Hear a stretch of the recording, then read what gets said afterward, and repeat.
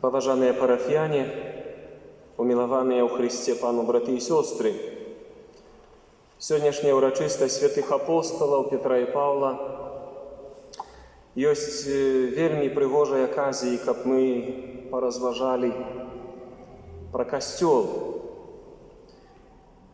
Па рашэнні беларускага каталіцкага епіскапату 2021 пастырскі год у касцёле на Беларусі прысвечаны 30-годдзю адраджэння структур каталіцкага касцёла на Беларусі.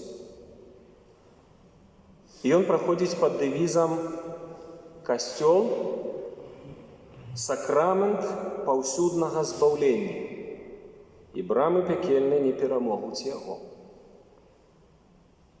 І таму варта ў гэтым годзе разважаць пра місію касцёла, пра жыццё касцёла, сэнс касцёла. Сёння, як ніколі, трэба аб гэтым разважаць, успомніць і разумець, што кожны з нас з'яўляецца часткай касцёла, дзіцём касцёла. У дакументах Другога Ватыканскага сабору, у дагматычнай канстытуцыі пра касцёл, Люмен Гентиум, мы чытаем такія словы, што таямніца святога касцёла, таямніца, это Божая таямніца, она выяўляецца ў яго заснаванні. Бо Езус, не людзі, Езус даў пачатак свайму касцёлу, прапаведуючы шчаслівую навіну, а менавіта прыйсце Божага валадарства, здаўна абяцанага ў Пісанні. Настаў час і наблізілася валадарства Божае, чытаем это ў Евангеліі Марка і Мацвея. І гэтае валадарства зяе людзям у слове, справах і прысутнасці Хрыста. Менавіта слова Пана параўноўваецца з зернем, пасеяным на раллі.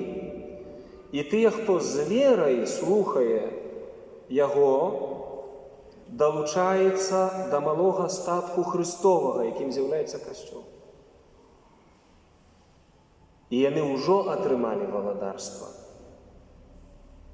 Пасля зерня ўзыходзіць сваімі сіламі, расце аж да часу жніва. Таксама цуды сведчаць, што валадарства Езуса ўжо настала на зямлі. Калі я пальцам Божым выганяю злых духаў, то прыйшло да вас Божае валадарства, кажа Езус. Аднак перадусім валадарства паказваецца ў самой асобе Хрыста, Божага Сына і Сына Чалавечага, які прыйшоў служыць і аддаць жыццё сваё для адкуплення многіх. Я цытірую дакумент касцёла. Калі Езус прыняў крыжовую смерць за людзей, уваскрос, Ён з'явіўся як Пан, Месія і святар, адвечны святар, устаноўлены навекі. А мы, святары, мы толькі ўдзельнічаем у святарстве Христовым. Галоўны святар – это Езус. Таму касцёл, атрымаўшы дары ад свайго заснавальніка і верна выконваючы ягоныя запаведзі любові, пакоры і адрачэння, атрымлівае місію абвяшчэння і пашырэння валадарства Божага на зямлі. Сярод усіх народаў. І з'яўляецца ўжо тут, на зямлі, парасткам і пачаткам гэтага валадарства на зямлі. І ў той час паволі, узрастаючы, ён тужыць па цалкам дасканалым валадарстве, з усіх сіл спадзяецца і прагне з'яднання са сваім валадаром у славе. Мае дарагія, касцёл – это не идеология, это не людская, не человечая институция, хотя до яе належат люди, живые люди. Костел – это не будинки, костел – это не каплицы. Это только месцы культу. Костел – это я и ты. У небе не потребные храмы. Души людские – это храм Бога. Это живый храм Бога. Поэтому в этом пастырском годе, когда мы разважаем про костел и про миссию костела, мы повинны моцно себе это усведомлять, что уже тут, на земле, костел является бачным знаком живого Христа. Костел – это собственность Христа. Это властность Бога. Это вельми важно себе усведомлять, дорогие христиане. И подчас хросту мы не только стали детьми Божьими, про это мы мало кажем.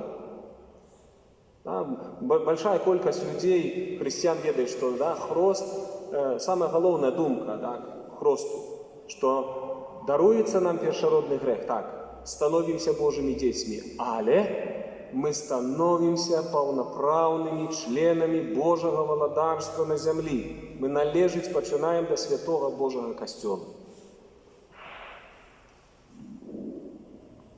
Это вельми важно, как мы усведомляли себе, что это Божье тело, так як на початку узгадав слови святого, одного з їх не пам'ятаю, може святий Августин це казав. Коли хто любить костел, то має в собі Духа Святого, бо костел Божий заснований Христом. І костелом Божим керує Дух Святий. Праз бачные знаки, праз людей, потому что костел для людей створен, для живых людей.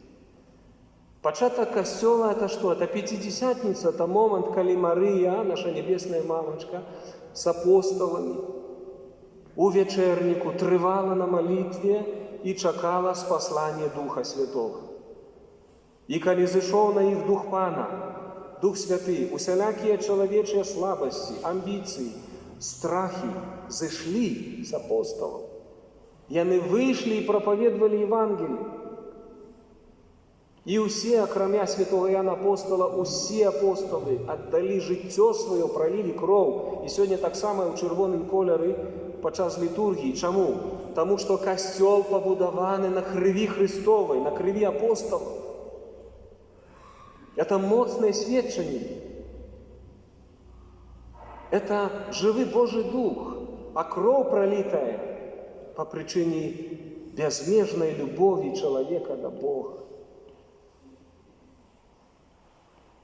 Костел побудований на вере и любови. Мы сегодня выслухали Евангелие, не? Коли Петр вызнал веру, ты Христос, ты Сын Бога живого. И Иисус каже Петру, Симоне, ты счастливый, бо не тело и кровь, сынок, не тело и кровь тебе объявили это, але мой Отец тебе открыл. Дух Святый наполнил твое сердце и твой разум. И тому Петр 3 раза был пытанный у Христа, ты меня любишь? 3 раза Иисус пытал Петра. И коли Петр сам зрозумел, и коли Христос упевнився, что Петр має велику любов до Ісуса, він каже, паси моїх овечок, я тебе доверяю душе. Разумеется, это Божий костел, мы до его належим. Поэтому хотел бы так само призывать, дорогие христиане, дорогие католики, как мы у себе обуджали эту любовь до Христа. Мы Христа не бачим. Ми скучаємо за ним, тому що ми хочемо усіх Христа Воскресного бачити. Але нам дадений костел. Это Его тело. Ты и я – это Его тело. Если я кривджу брата своего, христианина, коли я его ображаю, коли причиняю ему раны, то я таким образом причиняю раны самому Христу. Разумеете, насколько мы повинны узрастать во взаимной любови? Папа Францишек у апостольской адгортации Евангелии Гаудиум у 98-м пункте, я колись вам цитовал эти слова, еще раз нагадаю. И он разважает про то, каб мы не дапускалі ніякай варожасці сярод Божага народу. Колькі войнаў сярод Божага народу, піша папа, у розных супольнасцях, у квартале, на месцы ў працы, колькі войнаў з прычыны зайздрасці, рэўнасці, таксама паміж хрысціянамі. Свет раздзіраюць войны і насілле, ён зранены распаўсюджваннем індывідуалізму, які падзяляе людзей і ставіць адных супраць другіх на шляху дасягнення уласнага дабрабыту. У розных краінах выбухаюць канфлікты і зноў узнікаюць старыя падзелы, якія здаваліся ўжо часткова перадолены. Асабліва хачу прасіць хрысціянаў, піша папа, з усіх супольнасцяў усяго свету даваць сведчанне братэрскай еднасці, якое будзе прыцягваць і асвятляць. Няхай усе захапляюцца тым, як вы, хрысціяне, клапоціцеся адзін пра аднаго, як узаемна падтрымліваеце і як апякуецеся адзін адным. Бо па гэтым усе пазнаюць, што вы мае вучні, калі будзеце мець любоў адзін да аднаго. Папа цытуе Евангелие Иоанна, апостол. Менавіта аб гэтым прасіў Езус Айца ў гарачай малітве, каб вы былі адно. Звярніце ўвагу на спакусу зайздрасці. Мы ўсе ў адным чоўне і плывем да аднаго порту. Таму трэба прасіць аб ласцы, радавацца дасягненням іншым, бо яны належаць да ўсіх. Папа Францішак прызывае, каб мы, хрысціяне, католікі, асаблівым чынам былі вось гэтымі будаўнікамі адзінства, каб мы залечвалі раны касцёла, а не далей іх углыблялі. Мы пастаянна прапаведуем вам аб тым, што сярод хрысціян не павінна быць міжканфесійных канфліктаў. Не можа быць. Ты не можаш злаврога глядзець на свайго сабрата хрысціяніна, праваслаўнага, ці пяцідзясятніка, ці баптіста. Это твой брат. Калі хто прыняў хрост у імя Отца і Сына і Духа Святога, это твой брат, это хрысціянін. Езус нас вучыць любіць ворагаў, а мы до сих пор яшчэ не навучыліся любіць адзін аднаго. Як ты навучышся любіць врага, калі ты свайго брата не ўспрымаеш? Сколько конфликтов, нават на глыбочыне міжканфесійных происходит у наших семьях. Бо хтосьці праваслаўны, хтосьці католікі, каждый там свою рацию дадае. Это непоразумение. Это непоразумение. Кожны у сваёй канфесіі павінен імкнуцца, каб бараніць цела Христова, бо ўсе мы адно. У небе не будзе розніцы паміж праваслаўным, католікам, пяцідзясятнікам і баптістам, усе там хрысціяне. І гэта трэба разумець.